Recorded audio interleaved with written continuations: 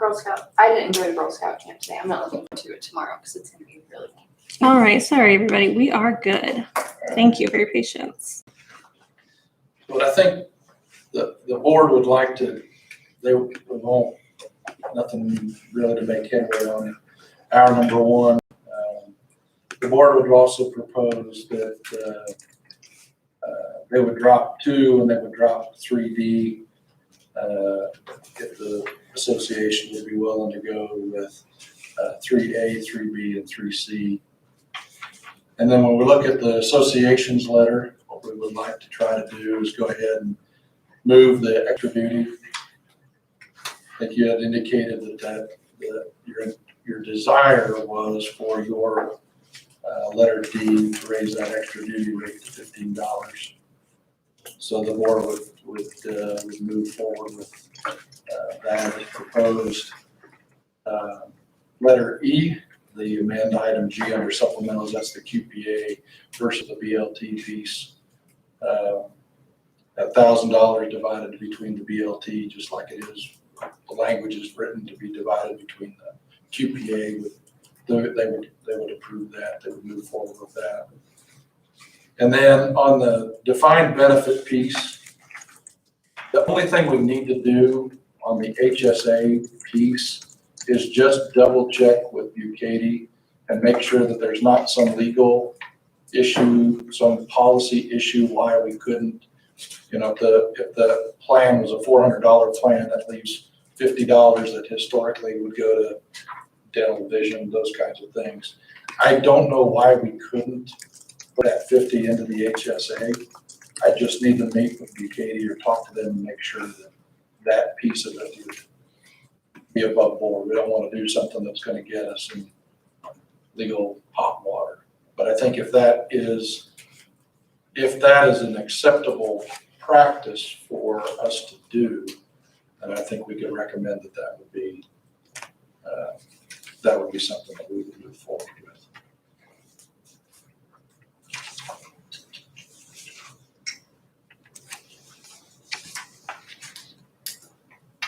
So you're willing to go to the, like, what we have right now is the CMZUA premium plan, cover that? No. Or currently, you're gonna leave the defined benefit, what is it, $425?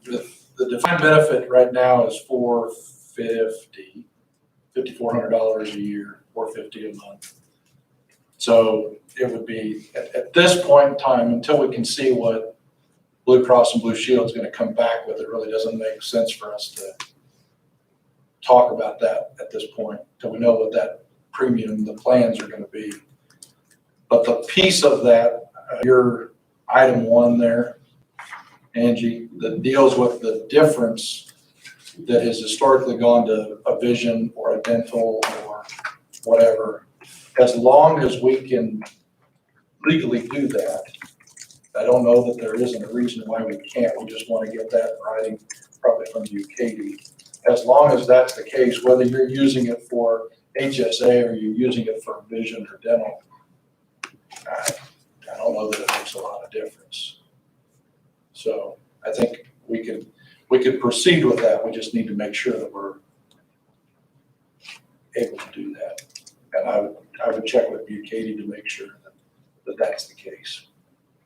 Probably get something in writing, because I think that if there is any guidance that they would have, they're best suited to be able to provide us with that. So is the board going with, staying with the 450, or are we gonna revisit that number once the numbers come in? I think I don't think you can talk about that today. Right. I just wanted to make sure plans. that we're only agreeing to like half of that. Right. It's just that HSA piece that I think we could, it makes sense that if we can do that at the very least, that's where we would go, so.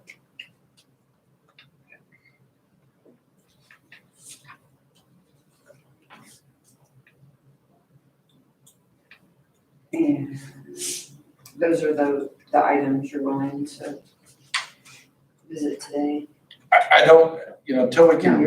I get the numbers, that's fine. What about C? on our other, I am not prepared to talk about that tonight. But you could give us some clarification on what you mean by reduction. Are you on A? seeing reduction in enrollment fees for. Yeah, did you tell us what you were looking at? No, we just said reduction. What do you want? Well, to not have to pay any fees at all. I mean, I constantly run into people in our community and they're like, well, I paid my enrollment fees. I'm like, I pay my enrollment fees too. And they're like, you pay enrollment fees? I'm like, yeah, we pay enrollment fees too. And they're like, oh, I thought you worked for them. I was like, I do. I mean, most people in our community already feel like or think that teachers are receiving that as a benefit. Like, that's part of our, Define most, how do you Like- qualify that? well, I have a lot of dealings, but I work with parents all day long. Like even now in the summer, we talk about it at the pool.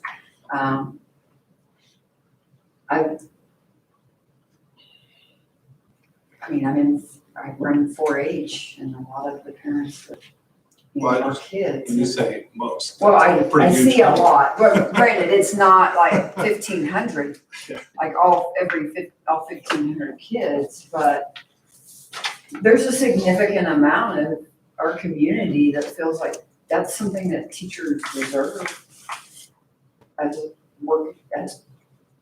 employees of this district.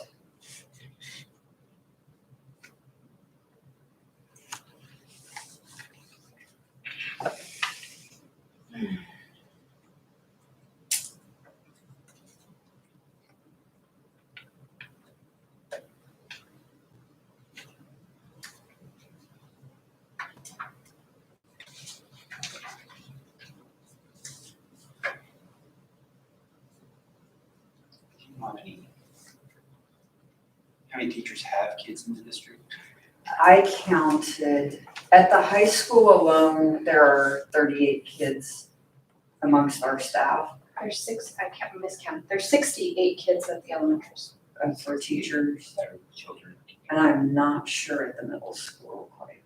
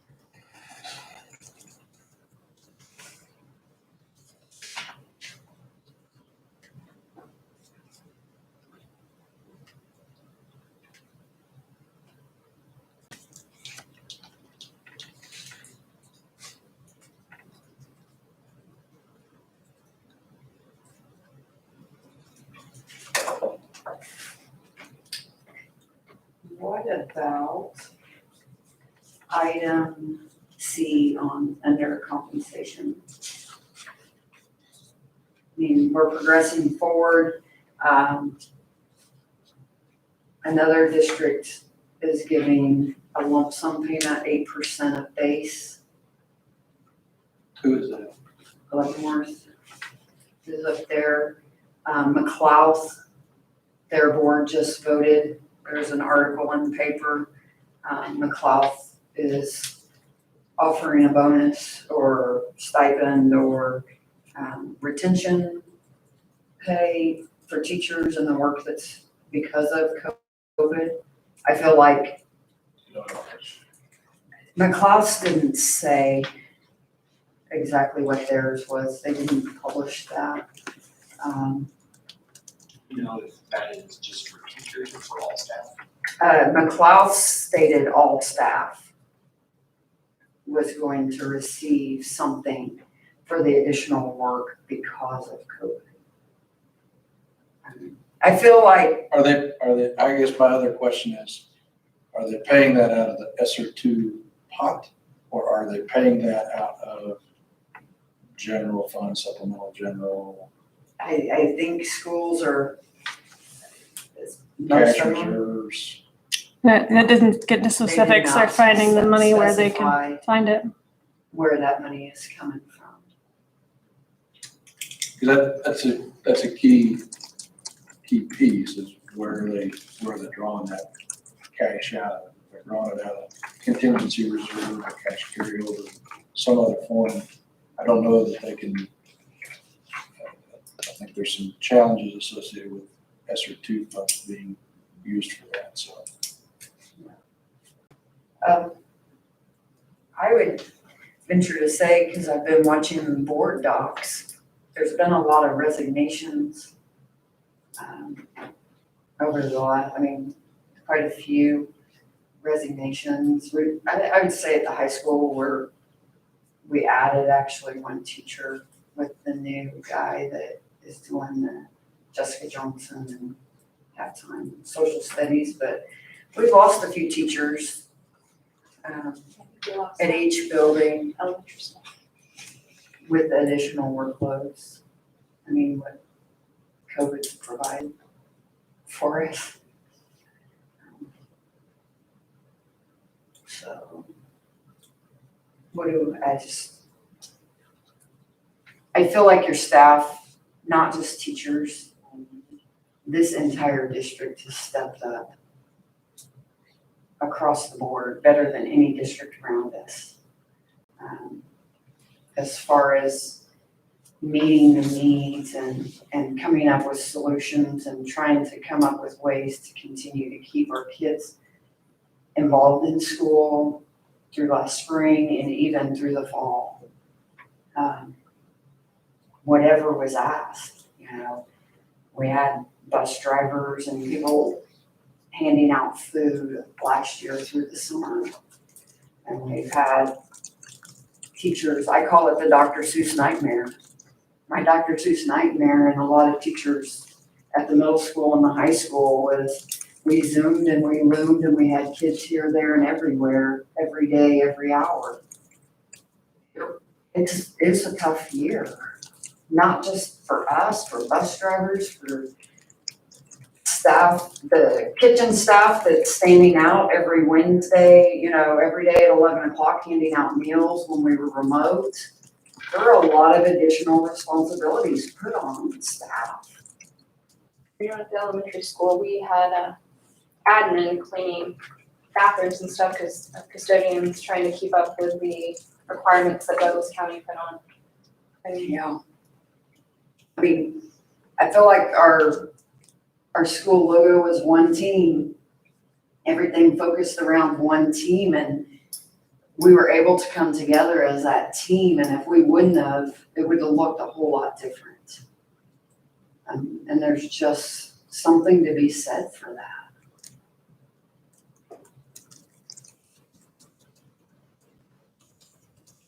Whatever it is, we definitely have to figure out and come to something, but there has to be something.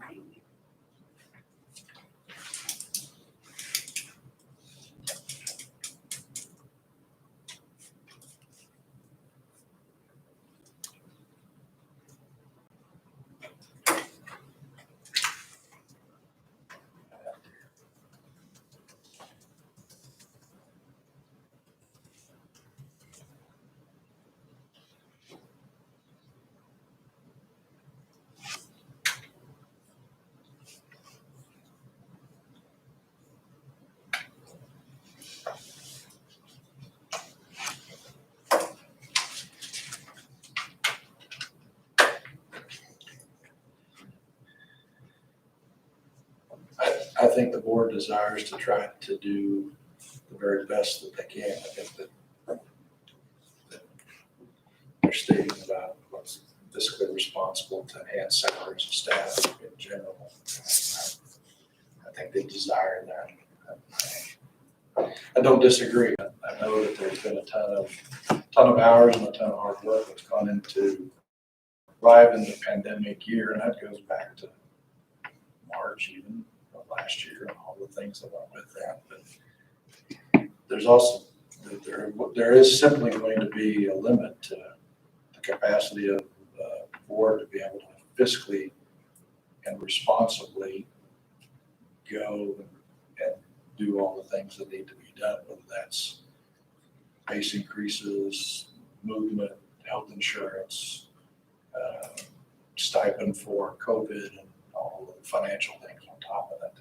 There's no cash cow to draw from, so I don't know. I don't know where the board will end up, but the reality is that there is a limit to that well. So I would venture to say it wasn't just, there were aspects of survival, but the creativity, the work was not survival. It was above and beyond.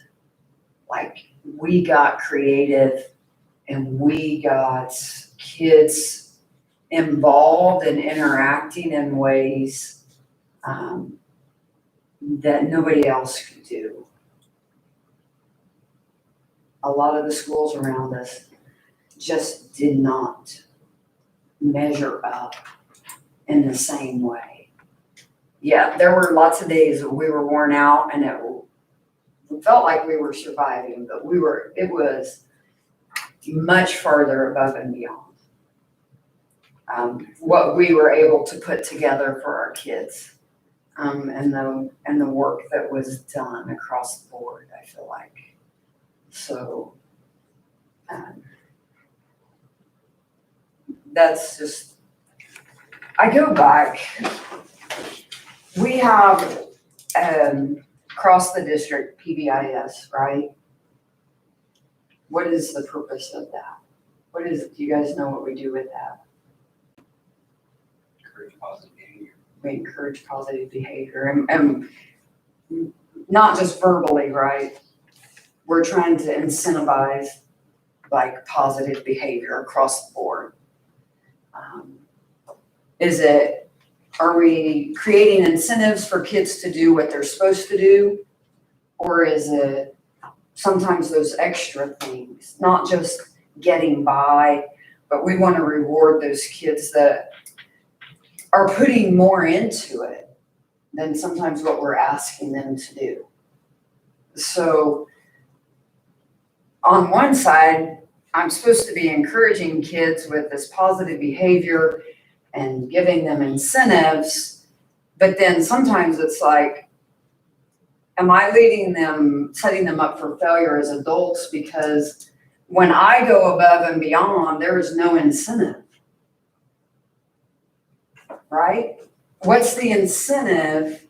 I mean, besides the great job, you did a great job on that lesson. I can verbally get the incentive, but where else is the incentive? We give kids the incentive of, if you maintain your grades, you're exempt from finals at the end of the semester, or whatever rewards they pick at the elementary school.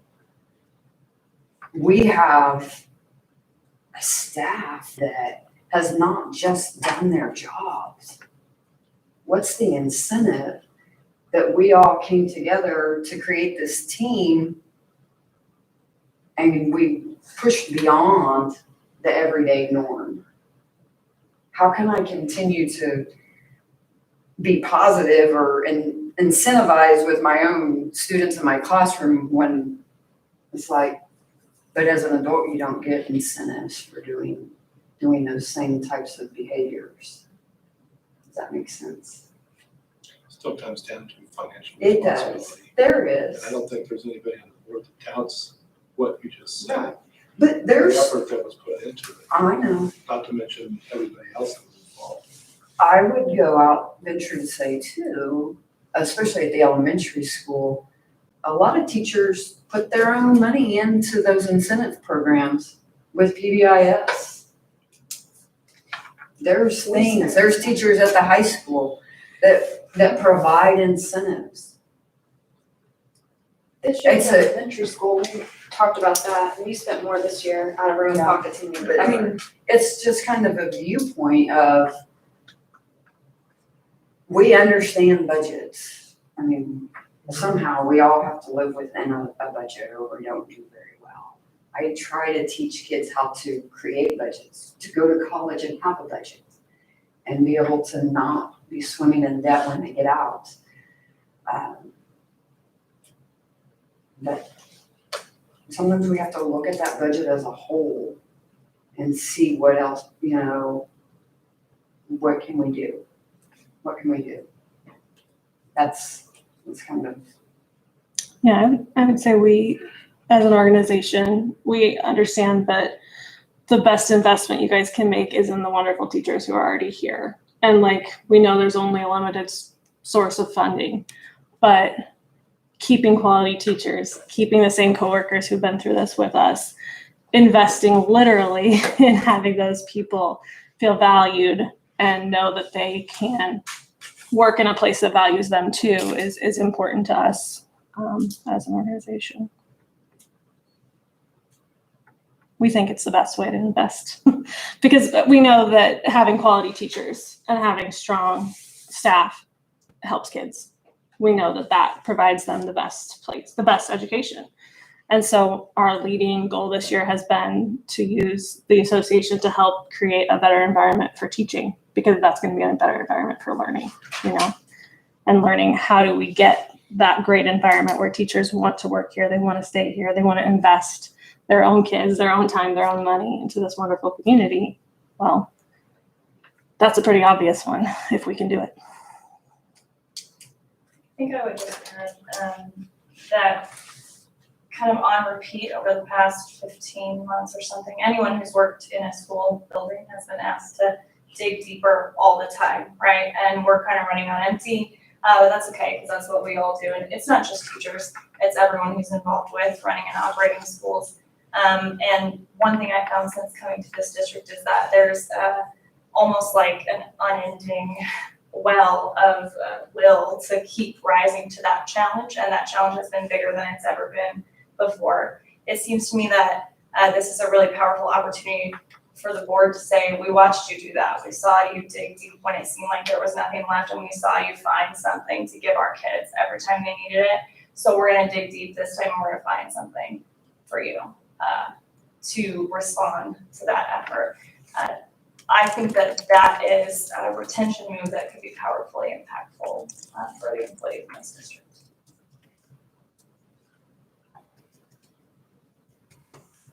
After seeing the resignation lists throughout the last couple months, and now me being one of the longest people in my building, and I'm only 9 years, that's getting kind of worrisome to myself, because I don't know right at this moment everyone I work with anymore, because we've turned over so much in the last few years.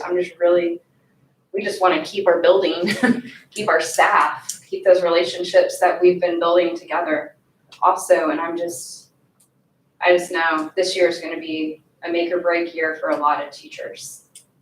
But if we have another year like,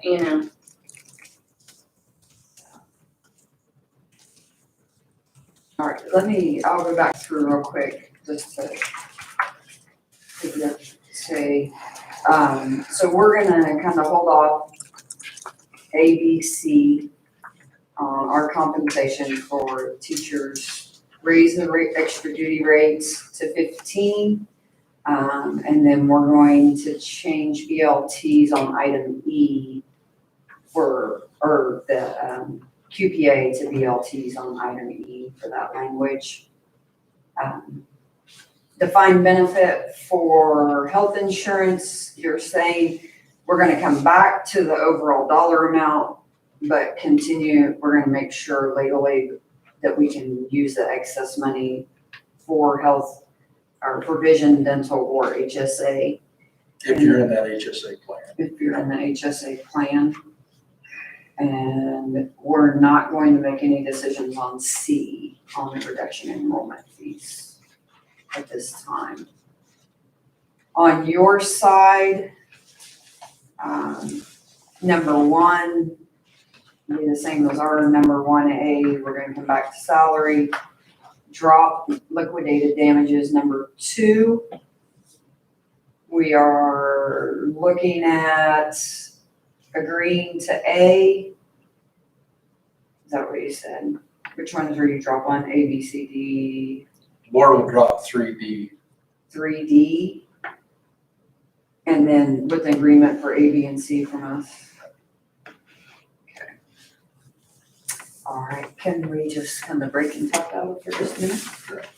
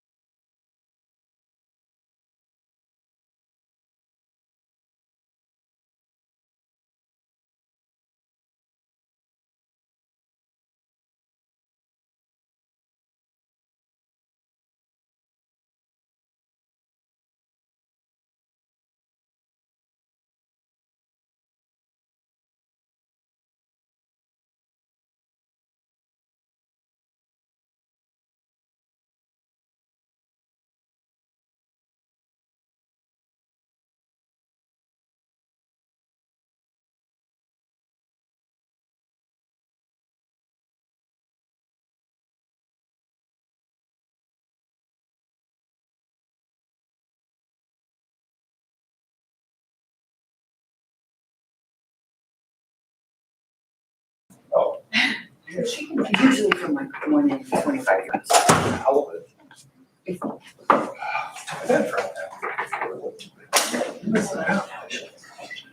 Jeez. Unless you wanted to do something.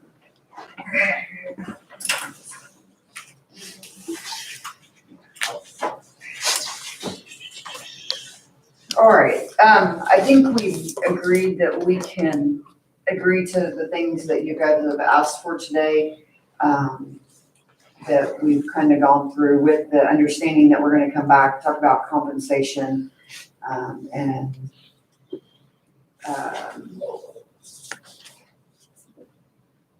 the other items that aren't off the table quite yet that we had on our letter. What, I haven't even asked these guys yet, but what would be the availability if we would happen to get Blue Cross and Blue Shield in and have some indication? Would there be opportunity to come back next week to sit down again once that domino is falling? If it falls, I don't know that it will or it won't. We met, the certified staff who are interested in being on insurance, we met a little bit to kind of get our footing. And we expressed an interest in meeting with BKD as well. So I don't know if there'd be time for that piece to happen. And you know what I mean? Because I know Amy has a group, she wants to get the whole group together before we can Yeah, there will have the answers. There will For this be, group. there will be that piece, but we'll at least know the worst case scenario with the renewal. What I can't, if Buchanan comes to us and says Blue Cross and Blue Shield saying we gotta have a 12% or 15% increase in premiums. Yeah. That's a big deal. And at that point, what ends up happening then would be, past practice would have been that we would bring that insurance committee together. Right. Where they come in and they walk us through what is their logic. And then they start to take the input from us about, what are you doing over here? Why is it there? And those kinds of things. So at least initially, depending on how that would happen to come about, there could be some, if you were fortunate enough to score a reasonably flat renewal, there's nothing that says that the insurance committee can't meet to look at policies and plans. Well, yeah, that's what If it's supposed to do. If the renewal, but from a dollars and cents standpoint, Right. we'd know where that piece is at. Right. So, My only concern is how many more times, do we want to come like one item at a time? Right, that was. Or are we looking at one meeting and like trying to, because the insurance rates, that's not gonna change in 2 weeks. it would change what the board Right. would have the capacity to look Right. at in terms of their total package. If we come just to talk about insurance one night and then we have to come talk about the next item, do you guys want to come that many nights? Or are we looking I to, don't think that would be the intent. I think the Right. intent would be to try to hammer down some of the financial pieces beyond health insurance, but that is the last big. So we'll have the numbers for that next week also then? I'm just saying, if there is something that comes about from Blue Cross and Blue Shield, is there a desire amongst this body to go back together? Well, we have some pieces we're missing still, right? We were gonna check on. Because as we're moving forward for compensation, we wanted to look into the information that we requested in our original letter too, which we haven't seen. Amy, I have you think- sent that over? yeah, so some of the things in the letter need to be sent. We would probably agree to that with the understanding that the teachers also, we want to make sure that the meeting with BKD and stuff, that's taken care of in that same time frame. And not that I'm essential to this process, but I am coaching a national tournament next week, like all day, all the time. So not a great time for me, but Well, and I know Amy reached out to classified staff as well. I just want to make sure people who express an interest in learning more about health insurance get the chance to to really, get a good picture of that system and get it understood, which I know won't ultimately change everything in negotiations, but it is some of the same people and, time is valuable, so. So are we hearing that next week is not a good plan at this point? I don't- Sounds like- I mean, no. not just for me, it sounds like we're saying, like, there are some more things It'd be a we lot of need. time crunch. It would make more sense maybe to go just a little longer out so that we're more likely to have what we need when we get back to the table. Yeah, I could see insurance meeting next week if that's ready, but this group, I'm not sure that would be. The week after would probably be the 21st, the week of the 21st.